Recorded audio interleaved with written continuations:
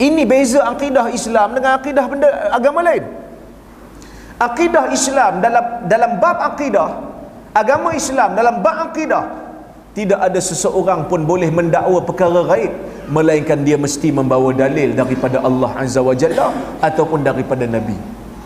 Nabi pun tidak pernah mendakwa dia tahu benda gaib melainkan apa yang Allah Ta'ala bagi tahu kat dia. Sebab itu kita tengok kadang-kadang orang tanya Nabi dengan pelbagai soalan, Nabi tak tahu dia akan tanya apa, sebab Nabi tak tahu benda gaib. Ada orang perempuan istihadah datang jumpa Nabi. Dia kata, saya ni istihadah banyak sangat. Nabi kata, tutuplah dengan kapas. Dia kata, lebih banyak pada tu, tutuplah dengan kain. Dia kata, lebih banyak pada tu ya Rasulullah. Maknanya Rasulullah tak tahu benda gaib. Rasulullah tak tahu berapa banyak darah keluar daripada badan dia. Nabi tak pernah kata, tak payah tanya, saya tahu dah.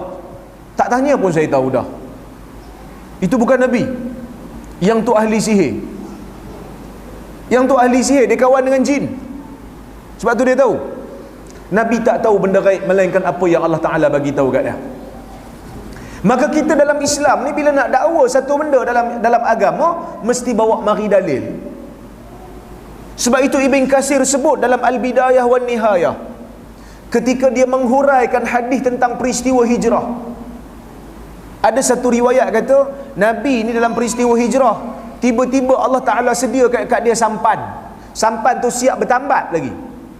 Ibn Katsir kata, kita bukan tak percaya dengan kudrat Allah, tapi benda ni benda ajaib, perlukan kepada dalil yang sahih. Demikianlah mafhum kalam Ibn Katsir. Ketika mana dia menghuraikan hadis Nabi angkat balik matahari. Kan Nabi tidur atas riba Ali satu hari, kononnya ada satu riwayat daripada Asma bintu Umais. Nabi baring atas riba Ali, Nabi tidur.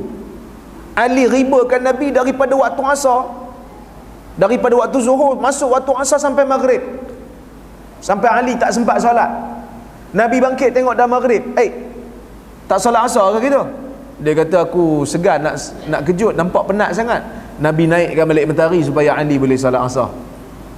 Ibn Katsir kata, kita bukan mengingkari kudrat Allah, kita bukan nak ingkar kebesaran Allah Azza wa Jalla dan kemampuan dia. Kerana Allah ni, dia nak buat apa pun jadi, kun fayakun. Tetapi benda ni kalau berlaku, dia kata mesti semua orang pakat tahu. Bukan seorang perempuan tu je riwayat, mungkin akan ramai lagi riwayat. Kerana matahari naik balik bukan seorang yang nampak, semua pakat nampak. Gelap-gelap tengok matahari naik balik, terang balik. Maka ini adalah satu keajaiban, satu mukjizat. Yang mana mukjizat seperti ini biasanya hadisnya akan ramai yang riwayat, bukan seorang. Maka sebab itu Ibn Katsir dia berpegang dengan asas yang betul. Seseorang bila nak dakwa satu benda dalam agama ni, mesti bawa dalil, mesti bawa bukti.